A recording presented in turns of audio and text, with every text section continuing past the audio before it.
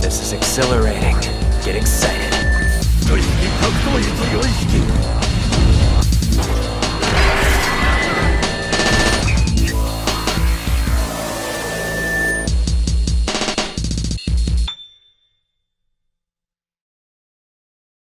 We have a small kitty in this house. Her name's Luna. She is an absolute sweetheart. And a little rotten. She can be a little testy sometimes. It's like when I pick her up, she'll latch onto my arm and just like play bite and everything. And I'll start petting her, and then she'll like, oh, okay, and then just like lay back and just like let me rub her belly, and I'm just like, ha ha ha. So the whole deal about cats is the fact that they come in all shapes and sizes and all kinds of temperaments. Some are super chill, like Vega. Vega is the most chill cat I have ever seen in my entire life. Mm-hmm. He is supremely chill.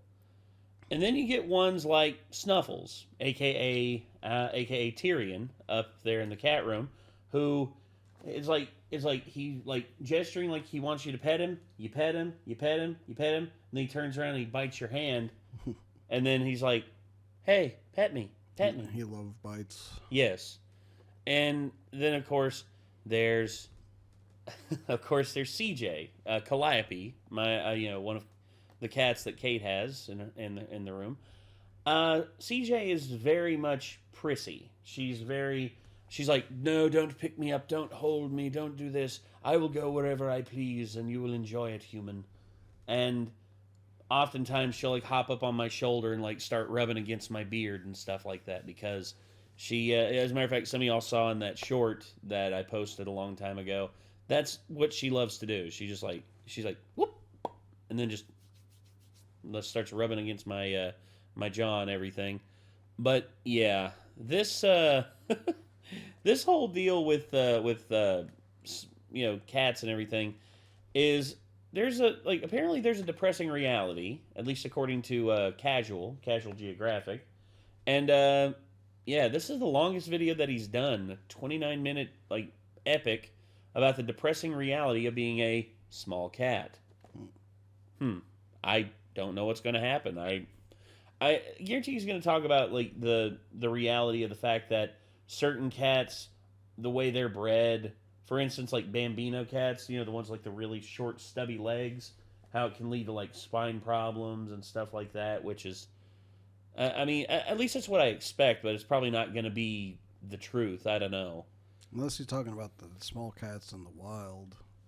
Yeah, maybe that. They had a depressing reality, because I thought they were kind of badasses. Oh, some of them are. Some of them are like supremely badass. The smallest wild cat has like such a huge vertical leap that it can literally like just leap and snatch birds out of the air. Mm-hmm. It's really cool. Oh yeah, I've seen that video, like going out at night and then just like waiting for it, and then it's like they're gone. It's like there's just a cloud of dust on the ground, and then next thing you know, you see them and they got a bird in their mouth, just like. Yep. Well, let's go ahead and get this up on screen, and let's check out and see what Casual's got to say about the small cats. Here we go.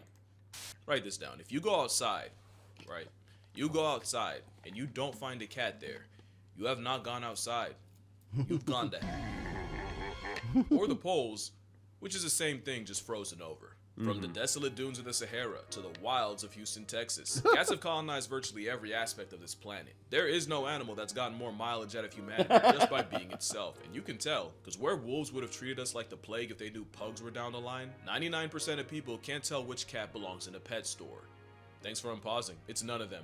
And believe it or not, that might just be what kills them. Because 99 is also the percent of wildcat funds that have gone to tigers, jaguars, and other big cats. Big cats are like the football flex of a D1 school. They'll never not have funds for new uniforms and infinite DoorDash. Meanwhile, engineers sleep in bedbug-infested abandoned bomb shelters. The other cats are so cute it kills them, because most of the public is impressed about the population of something that looks like you can find it in an animal shelter. One cat might already be in the genetic gulag because of it. So this video is about the small cats, for their sake and yours, because no one ever said there were too many cat videos. Pure Spite already made me talk about the difference, but the short version is, big cats are cats that can roar. Somehow Snow Leopard slid by.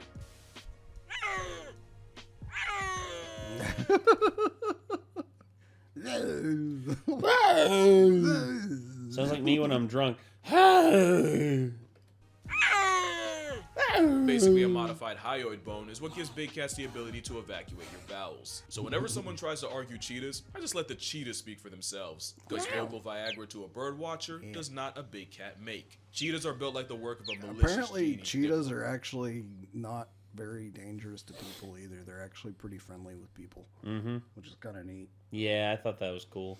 They wanted to be the fastest so bad, now they speed run through life. Being the fastest thing on legs gives them a respectable success rate, but that success gets nerfed when about 10% of their kills gets taxed by lions, leopards, and especially a predatory laugh track. And unlike leopards, their claws and conflicts are both non-retractable, so cheetahs can't even do the cat thing and climb from their problems. We used to think cheetahs ran so fast their brains overheat after, when really, it's the stress of knowing they're a main character visit away from having concepts for dinner. Or maybe it's the anxiety of their last hookup possibly being a blood relative, since the spotted doormat survived not one, but two major bottleneck events, largely by keeping it in the family royal style, which is why the current cheetah gene pool is more like a puddle and not even yeast is that inbred.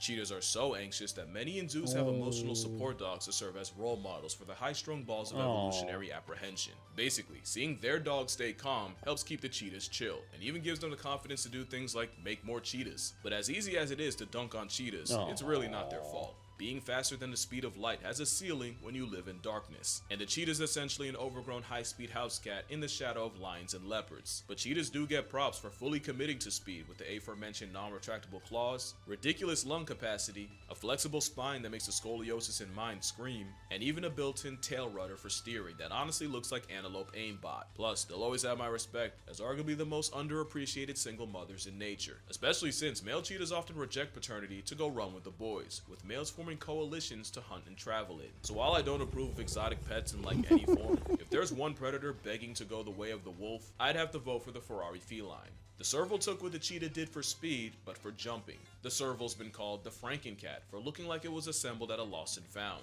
They got ears so big that I probably could convince you that this isn't a filter. Each ear can rotate 180 degrees independently, and wearing a Mickey Mouse headset means they can pinpoint the proverbial needle in the less than proverbial haystack. But it also means they file a noise complaint every time someone thinks for themselves. I wrote like 9 more ear jokes, but surely he's heard them all before. Besides, it's far more freaky that servals have the longest legs relative to body size of any cat. And once you see it, like anti-fascists, you'll never not see it. It's what gives servals what many call video game bounce, as they can leap up to 12 feet in the air. Yes. This is, the servals are literally, you know, the Savannah F1 cats, which are the largest domesticated, like, quote-unquote, domesticated breed of cats, is a serval and like a large house cat, and the outcome is the Savannah F1, which costs basically like a luxury car. Not worth it. I mean, I mean, Vega's a big cat.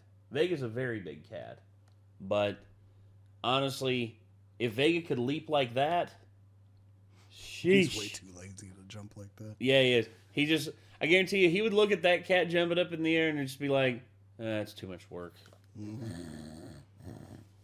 But it also makes the ones that come in all black look like a cryptid. They're one of the most efficient cat hunters, with a success rate of about 50%. They're also efficient at conflict resolution. When two males get into a territory dispute, they'll aggressively emote while they'll size each other up while placing a paw on the rival's chest. It usually doesn't escalate to violence, just a stare-off where the winner stays standing and the loser eventually retreats. How to figure out who is beyond me, and if you bring one into your home, expect de-escalation aimed at your cat. Many don't stop at it, with folks mixing a circle. I like that, bro. He's like, bro, chill. Not the time, not the place. Cat. Many don't stop at if, with folks mixing a serval and a domestic together to make a Savannah cat.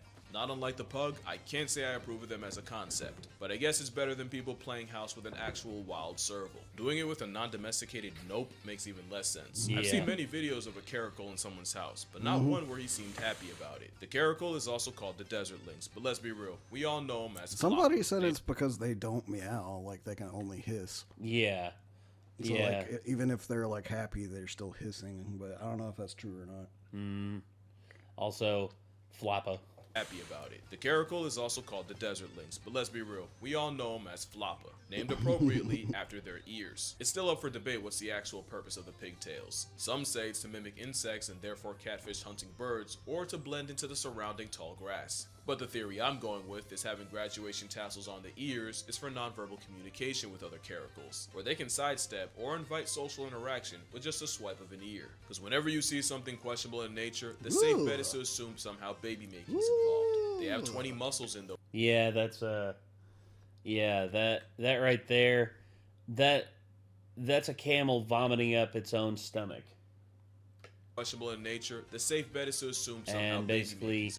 that's them, like, that is an elephant seal at, like, inflating the internals of its nasal cavity to, like, attract a mate.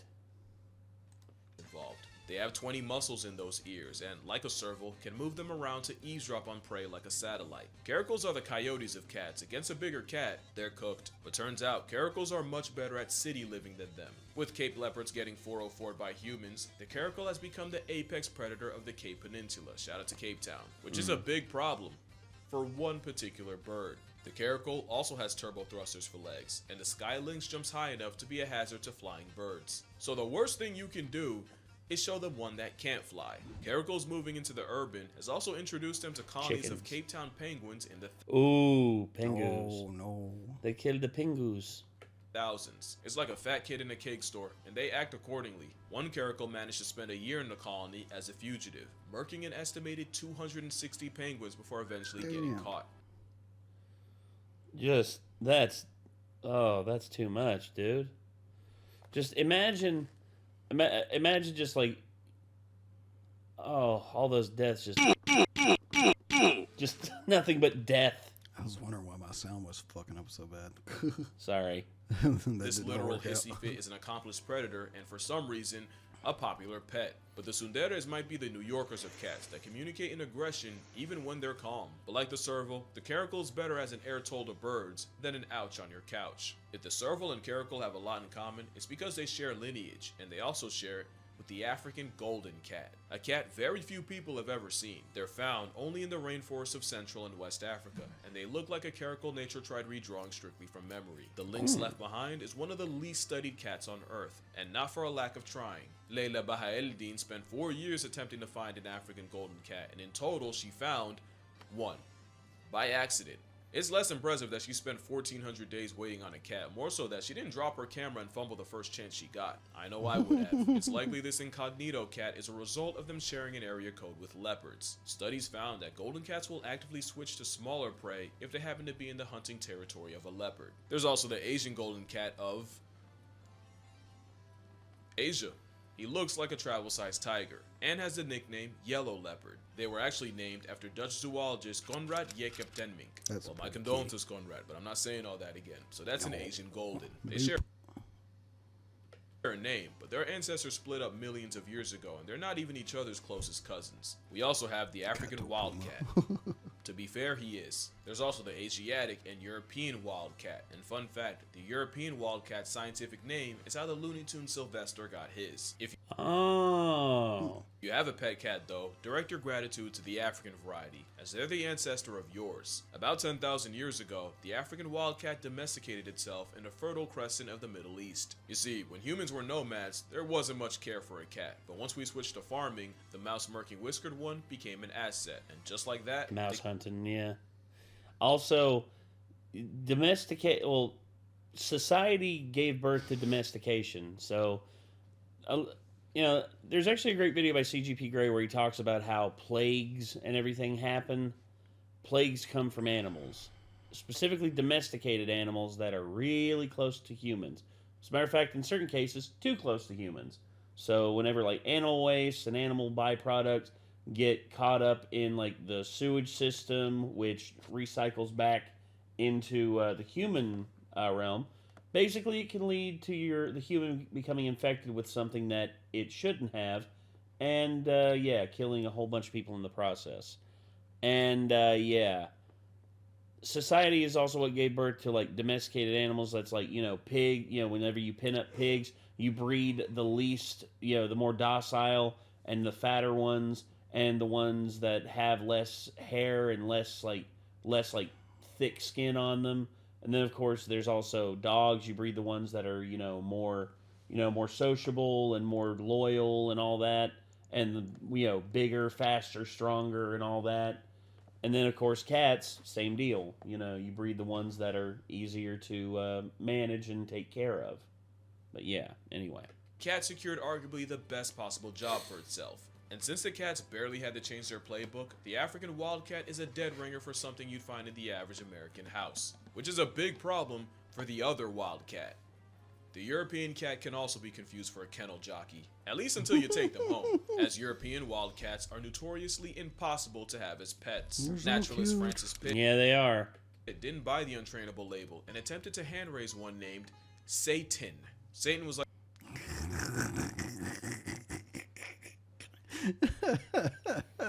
I'm sorry, but that throws up a red flag for me. It's like, you named it Satan. Of course it's going to be an asshole.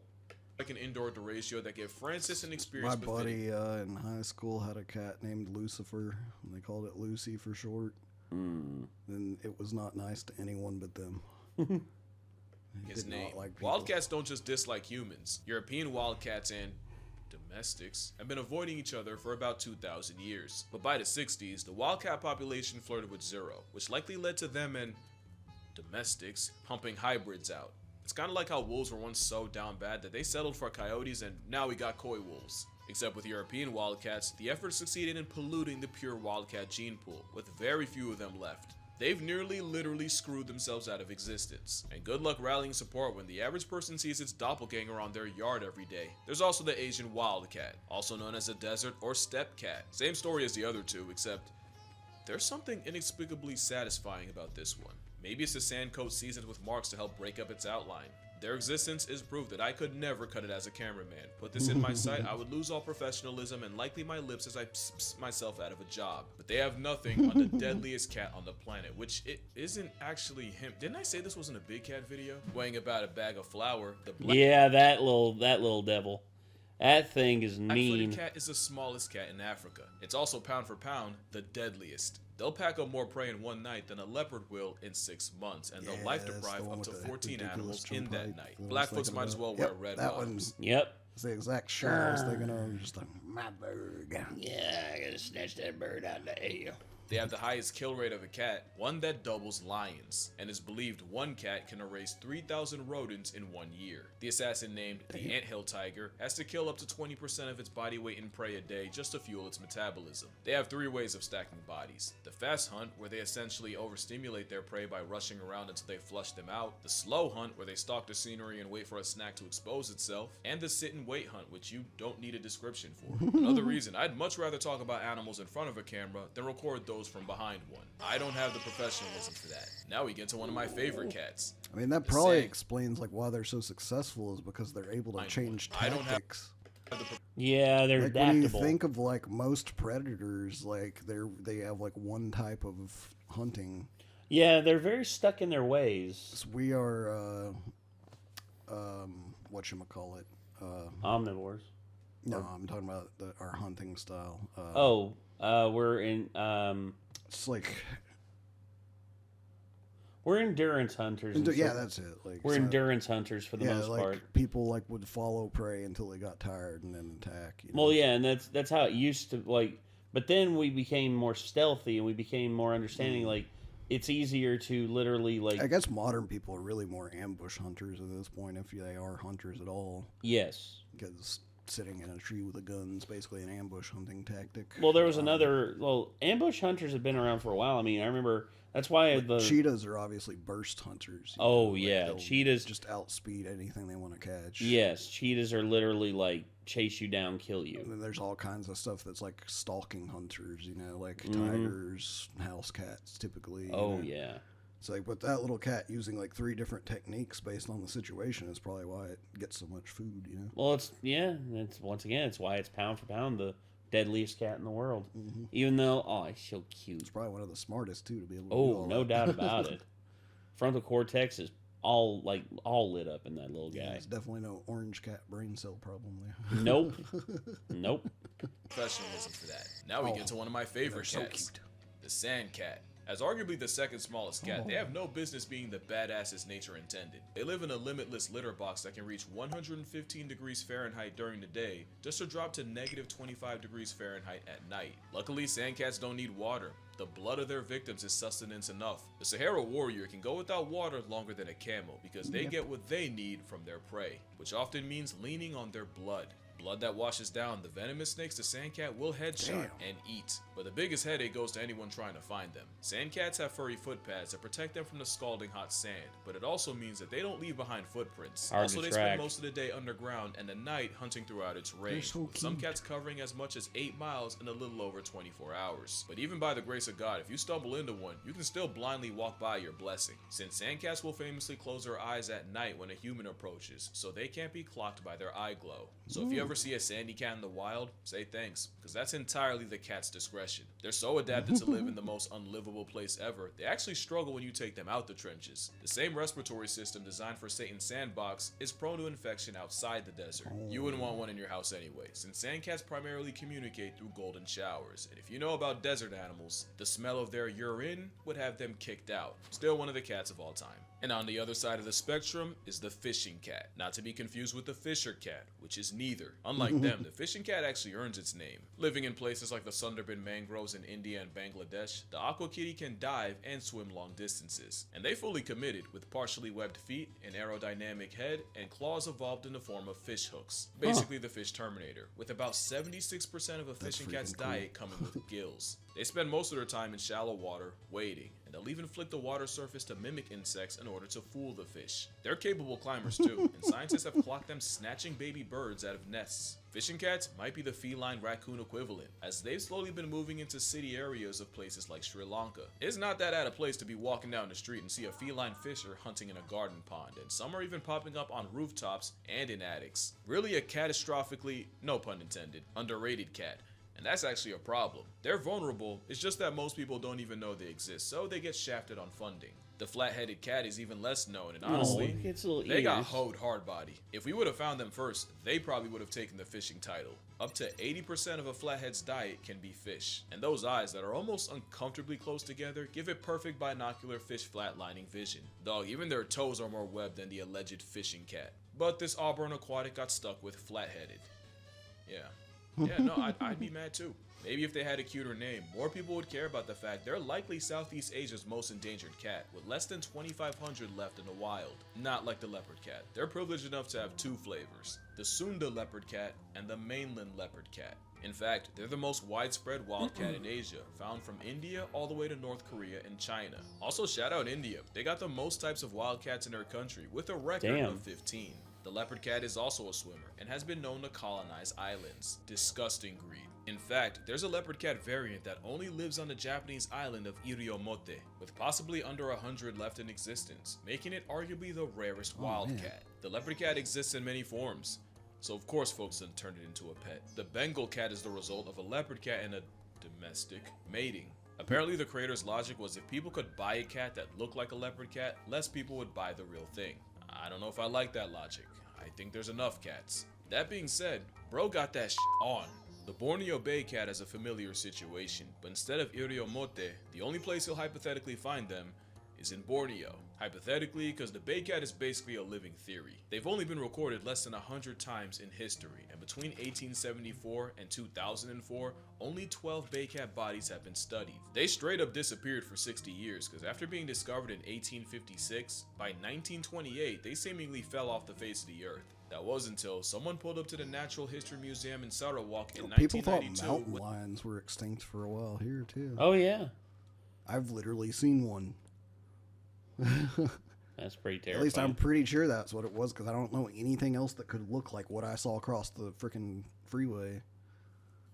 Like, it was fast, it was like low to the ground, it was really big and long, and its tail was the longest tail I'd ever seen on an animal around here. And the tail is what makes me think cougar is the only thing that has a tail like that, that moves like that. Yeah. And it was so fast, it was a blur pretty much at night, you know, but like, I swear I saw one. Yeah. That's the only thing it could have been. Yeah, probably was, more than likely. The half-dead Bay cat. Since then, we haven't learned much. We really don't know how they hunt, what exactly they hunt, how they raise their kids, how they make their kids, or even what their niche is. There's few existing videos of this ghost of a cat. This is the best quality pic you're gonna get from a cat that dipped Pulling an Einstein. on reality for 6 decades like Captain America. The jungle cat is another one named out of misunderstanding or spite, since they live almost anywhere But the except jungle. the jungle. Also called the reed It's or like the swamp lion cat. being called king of the jungle when they live in the freaking savannah. Exactly. You'll find them on the hunt in tall grasses, swamps, reed beds, dry open forests, but never a jungle, of course, where they're an all-around athletic flex of a Furby. They can air snatch birds, climb trees, catch fish, and have even been clocked swimming up to a mile. They usually grief mice and fowl, but will also pack up cobras, and sometimes even gazelle. In the country of 1,000 cats, jungle cats are the most common one in India. And just remember, you're more likely to find one on a university campus in Bangladesh than anywhere near a jungle. Now, what y'all know about the marbled cat? It's a pint-sized monkey of a cat, somewhere in the forest shadowed by the Himalayas, where the marbled cat has been found as high as 12,500 feet, or almost That's a 17 big golden tail. That is a really big tail. Super floofy. towers above sea level. It's another one of those cats you only ever run into by accident, since the marble cat spends almost its entire life in the trees, moving like a 1.5-foot predatory spider cat, where they likely inflict all manners of PTSD on the primates they prey on. Ironically, the less than 10-pound marble cat almost stole itself a spot with the big cats, with them once considered panthers. And now, we get to one of my favorite cats of all time. Look at this dude. The clouded leopard is like a cat forgotten by time. Aww. That's so cute. An animated mosaic and living relic from an era long left behind. The clouded leopard is considered the missing link between big cats and not big cats, mostly because, like cheetahs, they talk themselves out of the big cat spot.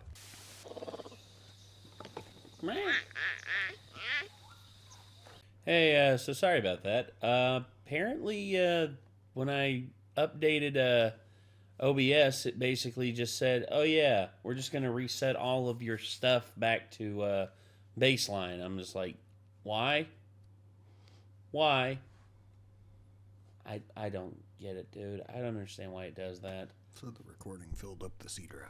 Yes, instead of going to our mass storage drive, which is obviously where I wanted it to go, but oh well.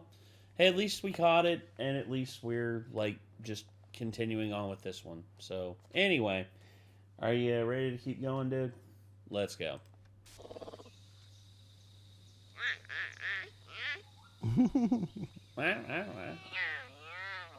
That is an apex predator, one that's about 3 feet long. I swear I thought they were jaguar sized as a kid, but that's probably because the first time I ever heard of one, it was trying to turn the rugrats into baby coffins. They are the closest thing to a modern day saber-toothed tiger, not by DNA, but by virtue of having the longest canines relative to body size of any cat. Like the leopard cat, the clouded leopard has a Sunda and mainland variant. While this photogenic fossil has never attacked a human, they're a threat to literally everything else. And with ankles that can rotate, and not just in the Gordon Hayward way, they can climb down trees head first like a squirrel, or upside down, because when you're apex, you just start trying shit. They're even a danger to each other. They're one of the hardest cats to breed because males often kill their mates in the process. Less than 20% of cloud cats in captivity are successful at mating, making them the panda of cats. But if you were expected to drop trow and make a beast with 2 backs with a complete stranger in a room full of voyeurs, you'd be less than cooperative too. It doesn't matter the size or the looks they serve, a cat of any kind is a savage to its core. And look no further than this guy.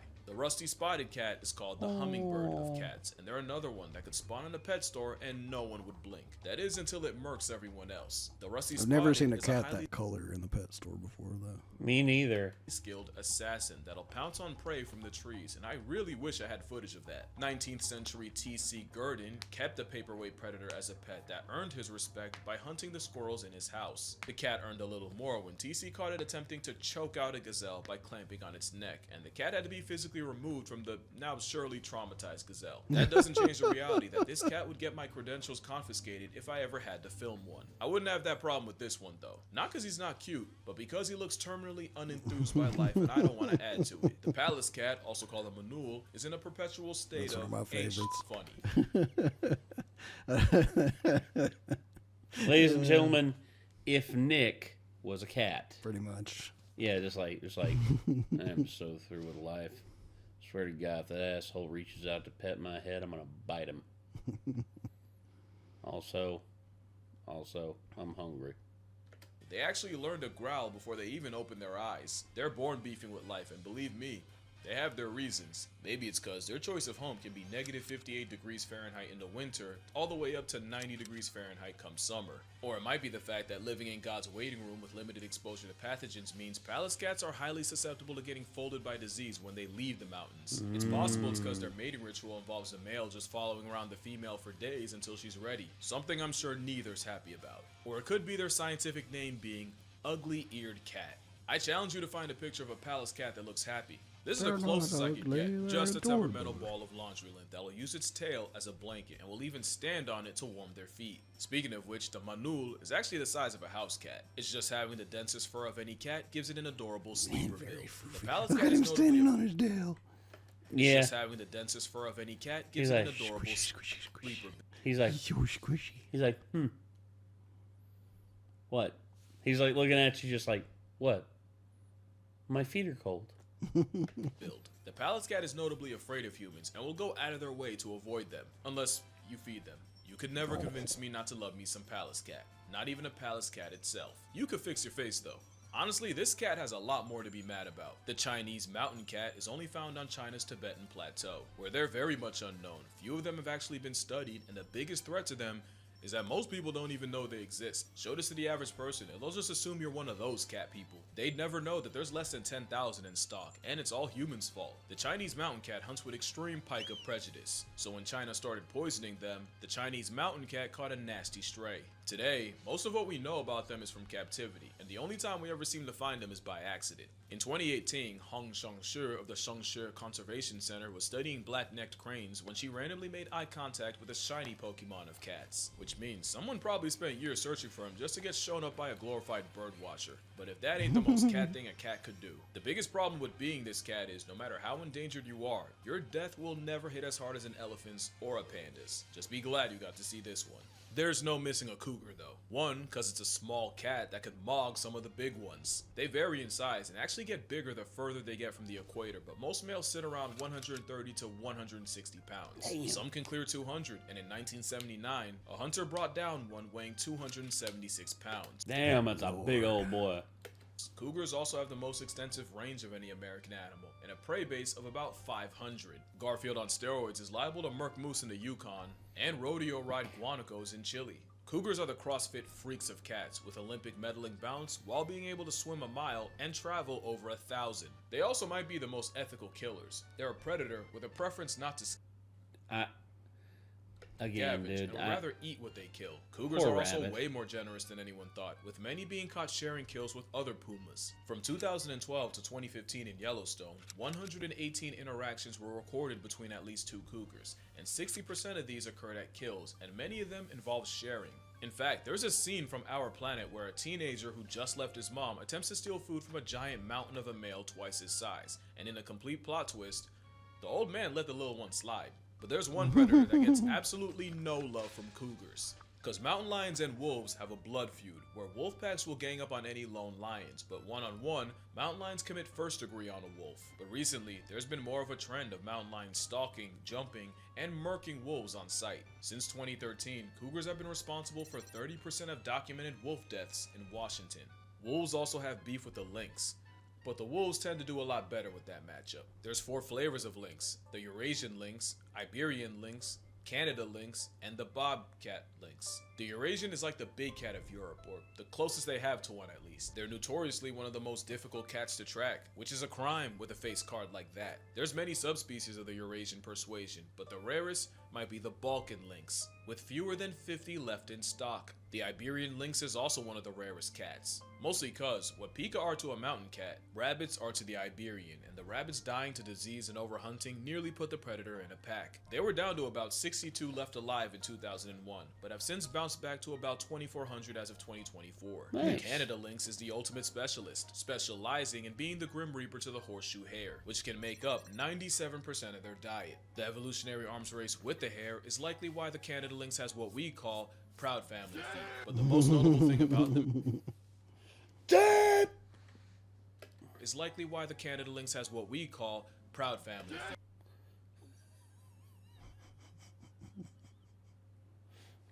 Just, I can actually hear that line. Just family feet. But the most notable thing about them is their arguments are probably why the Appalachian Mountains have the reputation. bro. If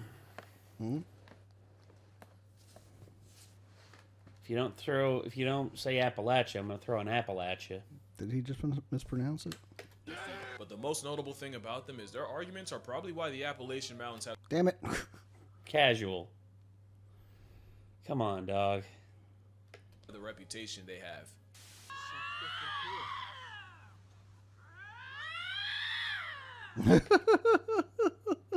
They both sound exactly the same. Yeah. Could you imagine like that? I hear that for police sirens, they just catch two of them and they just put them in a cage together on top of the police car.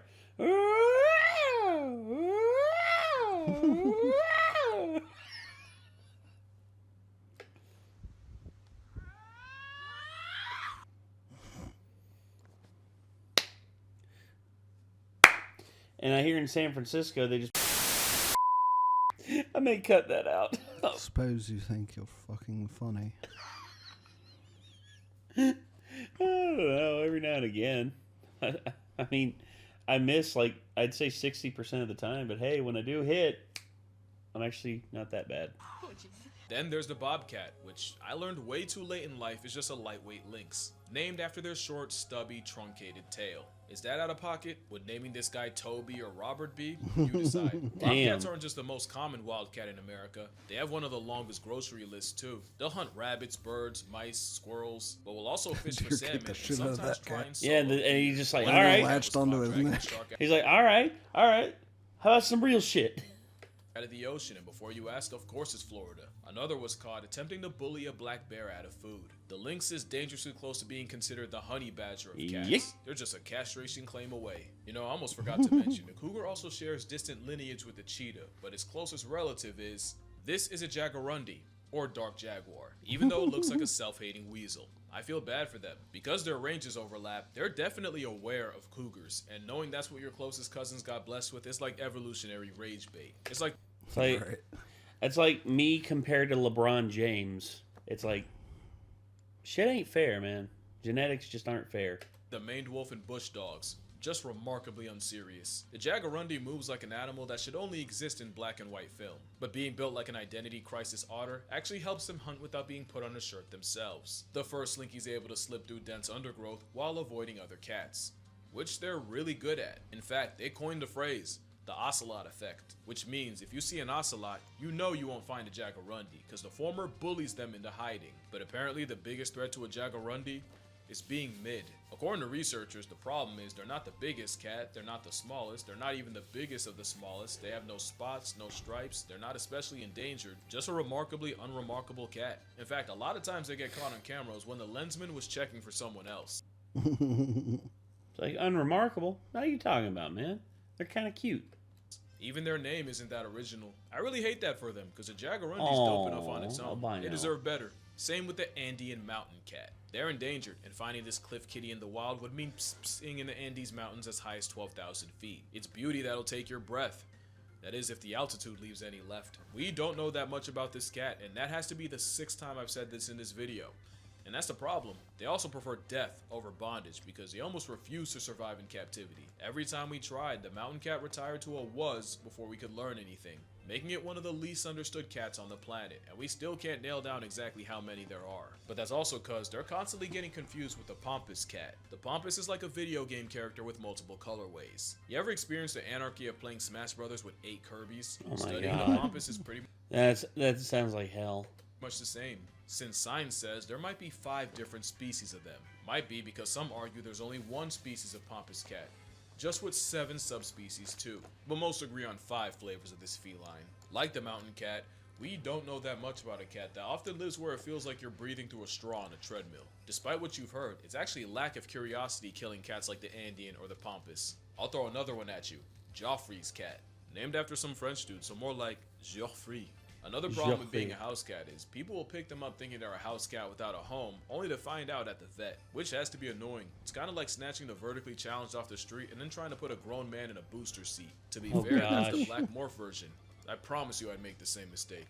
Joffrey's friend has also been called the Salt Cat, because they've been seen stalking places like the Salt Flats of Bolivia. It's one of the most common wild felids in South America, and their color actually changes depending on where, with Joffrey's flexing a leopard colorway in the north, but wearing a silver coat in the south. They've also been called fishing cats, and people have seen this pet-sized cat crossing raging rivers 100 feet wide.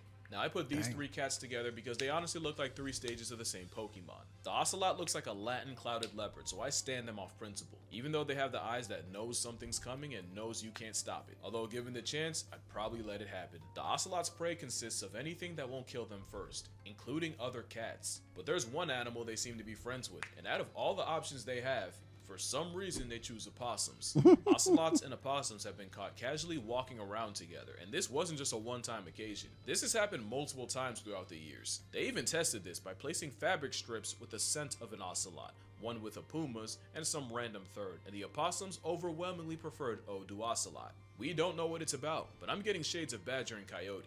The Margays, like nature, copied the Ocelot assignment, but changed a few answers. It's an anime-eyed paralysis demon to anything in its weight class in the trees. They also have ankles that can rotate 180 degrees, meaning they can free run through trees and cancel life subscriptions while hanging upside down. Damn. It's a mythical tree merchant that'll use psychological warfare against their prey, because Margays will imitate the sound of their prey to lure them out. One Margay was watched mimicking the cry of a baby tamarin, apparently well enough to convince the adults to stop what they were doing and investigate. This branch warrior is serotonin to anyone who isn't a bird or a monkey. But the Cod is like boss music for depression, also called the Guinya. It's one of the smallest cats in the world, weighing about as much as a 5-pound dumbbell. Unfortunately, not everyone thinks they're cute. To Mapuche locals, the Cod was an omen of famine, disease, and even death, and would be destroyed on sight. According to legend, the Cod is immune to bullets and has a habit of decapitating chickens to drink their blood, which led to a lot of farmers smoking them out of principle, even though Cod do them a service with free rodent control. Luckily, the Cod's reputation has gotten better throughout the years.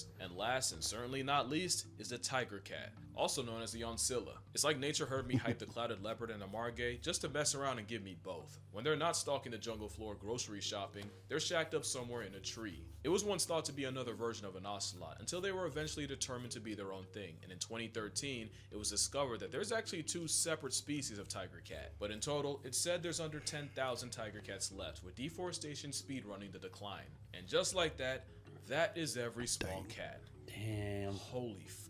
This will be by far my longest video.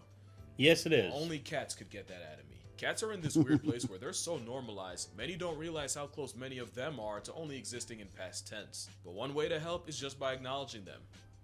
And I've done my part, so that's gonna do it for this video. Look, I'm tired, bro, so we just gonna run through this. My book, my Patreon. If you feel like it, I don't really need it. Drink water, call your parents, cat, and I'ma see y'all in the next one. Hey, babies. You got 500,000 people that love yous. Oh. Wow. Yeah. So Wow. 500,000 people that love you. Yeah. Say thank you. Aww. That's too cute, man. Yeah. That's too dang cute. Kitties are the best. Yes, they are. Kitties are amazing. Oh, gosh. So, yeah. The depressing reality of being a small cat. Yeah, it can be pretty depressing, not gonna lie. But at the same time, they're just so cute. They're just so cute, and I love them so much. Oh, damn. Well, that was... I was gonna say that was definitely Casual's longest video. I mean, almost a 30-minute epic that he dropped, and of course had to be cats.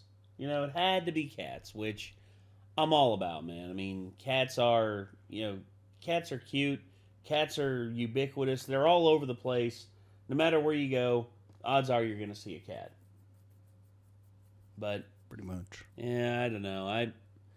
I guess. I can go upstairs and see several cats right now if I want to. Yeah, exactly. Exactly. Half the time when I walk out the front door, there's a cat waiting on me. Mm-hmm. Oh, good old Phoenix. What Yep. a cute kitty. But all right, everybody. I think that's going to do it for this one. So, the depressing reality of being a small cat by Casual Geographic. Hopefully, y'all enjoyed. And if y'all want to see more from Casual, feel free to click up here It's where his channel will be. And also leave a like on our video, because that's the only way we're going to get any recommendation or going to get pushed out there through the algorithm. And yeah, till next time, I'm Nate. I am Nick. Be good people. Take care. Peace.